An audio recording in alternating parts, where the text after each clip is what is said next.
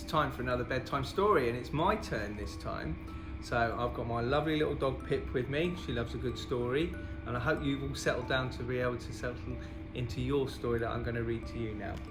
The book I'm going to read to you is called This Is Our House, and it's written by Michael Rosen and Bob Graham, and it's a lovely story. If you ever take this book out of a library, actually, they have a DVD, so you can always listen to it in another way as well. So, this is our house. George was in the house. This house is mine, and no one else is coming in, George said. It's not your house, George, said Lindy. It belongs to everybody. No, it doesn't, said George. This house is all for me. Lindy and Marley went for a walk over to the swings.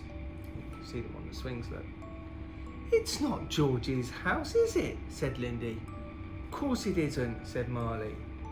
Lindy and Marley looked through the window. It's not your house, George, and we're coming in. Oh, no, you're not, said George.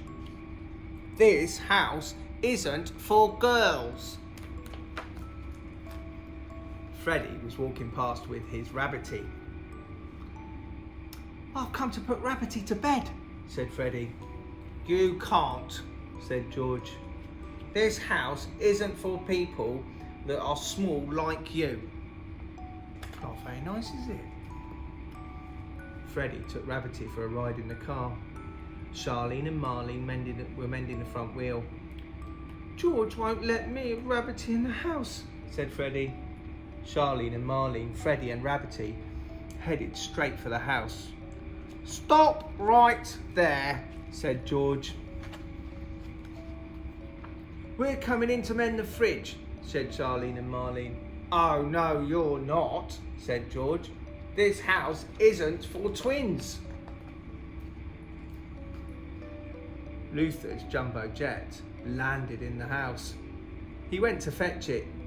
Where do you think you're going? Said George. Flight 505 has crashed, said Luther. And I'm coming in for the rescue. Fire, fire, nina, nina, nina. You're not coming in here, said George. Luther radioed for help. Calling Dr. Sophie, calling Dr. Sophie. Can I help you? Said Sophie. We can't get at the plane, Doctor, said Luther. Leave it to me, said Sophie. Sophie and Luther pushed past the crowds. Make way for the doctor, said Luther. We're coming in, said Sophie. Oh, no, you're not, said George. This house isn't for people with glasses. Oh, poor old Sophie. Rashida had a plan. I'm going to tunnel in.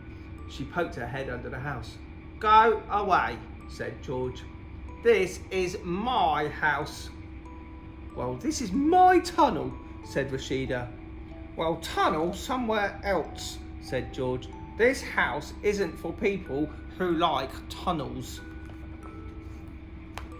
It was getting quite noisy around the house now, and hot, and George wanted to go to the toilet. I'm going to leave my house now, said George, and no one can go in it when I'm gone. George went to the toilet. Lindy, Marley, Freddie, Rabbity, Marlene, Charlene, Luther, Sophie and Rashida went straight into the house. George came back. There was no room for George.